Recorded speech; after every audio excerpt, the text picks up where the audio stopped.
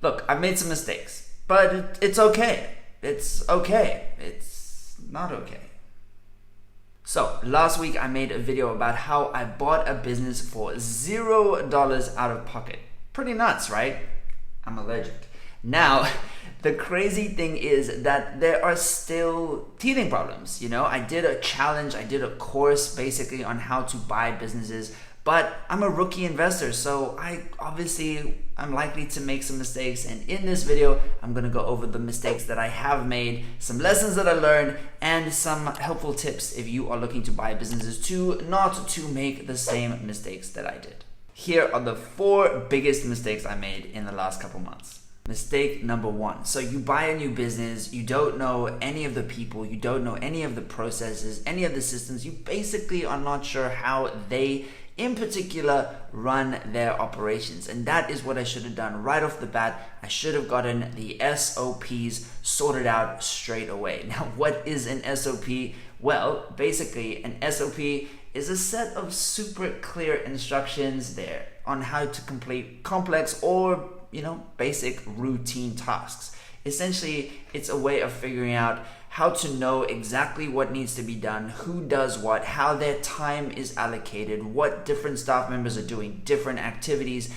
And this way you can see where the gaps are. You can see if somebody is working harder than they should be, working less than they should be. You can see if something can be kind of delegated or automated. You can see if time can be saved in a certain way. It'll be really helpful if you have to hire someone new to fulfill a certain job. If someone gets sick, if someone quits, if they don't have these systems in place, it's much more difficult to do something like that. And in terms of delegating, which is super important as an investor coming in and buying a new business, you can't be doing it all yourself. You'll go crazy. There's just not enough hours in the day. You need to have other people take on that work. Now, this is something that I definitely could have done better when buying this business. I did ask for these things, but I didn't really put pressure on the previous owner and the managers that were in place in the business to get those things to me straight away. And that kind of came back to bite me in the ass because somebody got sick. They got the virus and they weren't allowed to come into work, obviously, but we still needed the orders to be printed, and that was the only person who knew how to do them. So then we had to get the person from the warehouse to figure out a way to use TeamViewer so that the person who was sick at home was able to print the orders for the person in the warehouse to put those stick labels on the products. Now, that is not very efficient. It should have been something that we had written down and the process outlined so that it would be much easier for even myself to jump in and to help out so that the person who's sick can just focus on getting better. By having good SOPs, you know what everyone is doing, or at least what they should be doing, right? And by knowing these systems, then you'll be able to say, okay, well, somebody is manually doing something that you could easily automate. So why don't you automate it? You save some more time. That person can be put to doing things that automations or machines can't do. Now, for mistake number 2, I'm probably going to be giving myself extra work, so I'm going to have to bleep out a word, but I realized that big banks are. Picture this, you buy a company, you fill out all of the stupid old school forms that the bank wants you to fill out in terms of changing of ownership, changing the bank mandate, changing the signatories on the account. I honestly had no idea that a big commercial bank could be so inefficient. It just blows my mind completely. I have no idea how it's possible and how they can still run a business. If I ran my business the way they ran their business, I would not have a business. I've literally spent months trying to get access to my own money. No debit card, no credit card, no online banking access. I've had to rely on one of the staff members in a company that I just acquired. So I don't know the person. I don't have that trust built up with that person yet. And I have to rely on them to make all the payments. I have to rely on them to pay the staff. I have to rely on them to pay me. I have to give them full access. They have to have full access because I have no access. And it's incredibly risky, as you well can imagine. Eventually, I had to play my Karen card and get it sorted by threatening to go to the ombudsman or the Financial Conduct Authority so as to just get damn access to my own account. It's insane. The Karen card worked though, because literally within 2 days of pulling the Karen card, I got some bank access. Now, I won't name and shame them because they still have lots of control over my money, but as soon as this whole thing has been sorted out, I'm switching banks and the name and shaming will begin. Come on, crypto, let's change the system already. Mistake number 3, and that is to really spend time with your new employees. Now, that's kind of tricky because I was not going to be living in the area. I was not going to be working in the office. I want to work remotely. I like the freedoms. I like being able to have like a pull-up bar behind me. That's cool. So that's tricky when you are investing and you are not going to be with them in the office in person, looking over their shoulder and that kind of thing. I mean, firstly, it's harder to oversee everything, and secondly, it's harder to build rapport that way. You know, you can take some of these tips and lessons that a lot of different corporations and businesses have learned throughout the pandemic about remote working and Zooms and all that kind of stuff, and how to be a leader and how to kind of create that rapport with your staff members that way. But I still got a lot to learn about that, that is for sure. So it's tricky to reassure them, you know. I guess when the average thought maybe when somebody sells a business is that the employees think, oh, well, maybe this new person is going to fire me. You know, they don't know me, what's going to happen? So it's important to reassure the key staff members, but also to keep in mind that not everyone that is working there should be working there. So you need to be able to build some rapport, make sure that they're not too scared about losing their job, and then over time see, using those SOPs from my first mistake, figure out if those people should be working there. Are they working in their right role? Can some of their functions be delegated to somebody else who could perform it more efficiently? Can automation help? All these kind of important decisions. But none of that is possible unless you know the employees really well and you're able to create that relationship quite quickly. It's also key to remember that, you know, even though these people weren't hired by me, they still have way more experience in that particular business than I do. So it's important to be able to see what experience they have and trust them with certain roles and see how they can add value where I cannot, because it is difficult to grow and scale a business if you're trying to do it all yourself. Not only do they have more experience, but they have more loyalty with the other staff members potentially because they've known them longer. So you don't want to create any bad vibes, especially when you've just bought a company and everything's brand new and you need things to go relatively smoothly so that you can start to scale it for that beautiful little hockey stick.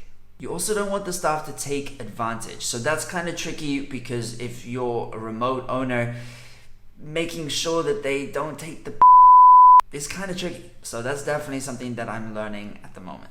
The 4th tip is don't panic. That is definitely a mistake I made. Even though I may seem cool and calm and collected, it's pretty stressful. Even though I bought the business for £0, $0 out of pocket, there are still deferred payments. So that still means there are other stakeholders, and I'm responsible for staff members. I'm responsible for payments to the previous owner. There's accounting stuff that has to be done. It's pretty stressful to take control of a new company because you have a clear idea of how you can scale it over time.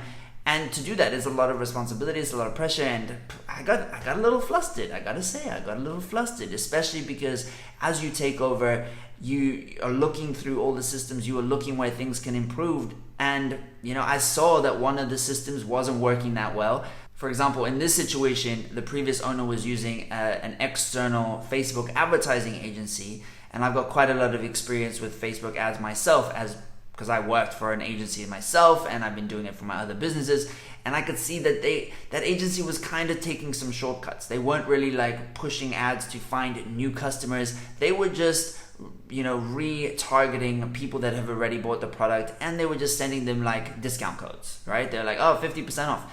And in the world of Facebook ads, that's kind of the equivalent of shooting fish in the barrel, but no fish were harmed in the making of this video, don't worry. Now, I decided then to stop using that agency, which obviously saves the company a whole bunch of money every month, but it is also meaning that I either need to do that work myself, or I need to hire a different agency to do that work for me. So in that time period of me deciding whether to do it myself, have a different agency do it, and be trying to figure out all these other systems of being the owner of a new business, it's understandable that sales might slip a little bit, right? Now, is that the end of the world if sales slump by 10%, 15%? Not really, especially if you have that clear idea of how you're going to grow it in the future. Like, I don't want to just start investing loads of ad money into a business that's, for example, the website isn't converting that well. Maybe I want to take some time, fix the conversion rate of the website, improve that by a couple of percent, and then start putting more money into the ads. There were also changes that I wanted to make to the existing products because they didn't fit with my personal ideology. I'm not only about making money, I also want to do it in the most ethical way. So, for example, lots of the packaging had plastic in it. I'm trying to change out the plastic packaging, and some of the products had non-vegan ingredients in them. And being a vegan, I wanted to make sure that I'm not doing harm with my business so I can make money, whereas I wouldn't do that for my own personal stuff. So I want to make sure that the products don't have dairy in them or any kind of animal products. So that's going to take a little bit of time to phase out as well. Still, seeing a 20% drop in the Shopify dashboard analytics is terrifying. Also, getting a call from one of the suppliers saying that they haven't been happy with the way the company is being run for the last 2 years, that's also pretty scary, because you don't want to buy a new company and then pretty shortly after you take over, by no fault of your own, you have one of your big retailers say, we're thinking about dropping some of the lines. Not good at all. And there was a little bit of panic, I'm not gonna lie. Oh, I'm sweating just thinking about it. But every challenge is a potential opportunity. So I got the call from that retailer, and now I have a good idea of how I can improve the relationship with that retailer.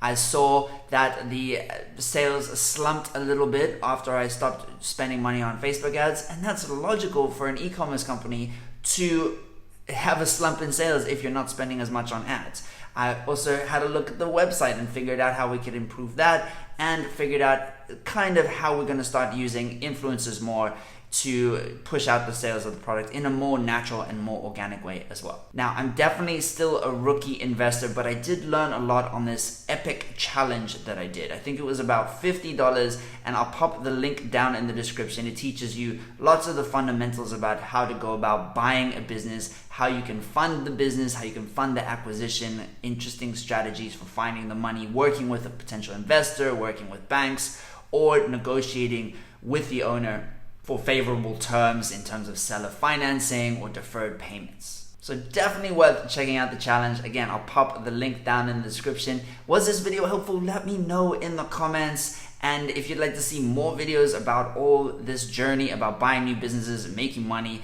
then make sure you subscribe, but also crush the like button, because that is a huge help for the algorithm. Now, YouTube thinks you're gonna like this video next, so let's see if they're right. I will see you in there, and let's hustle together.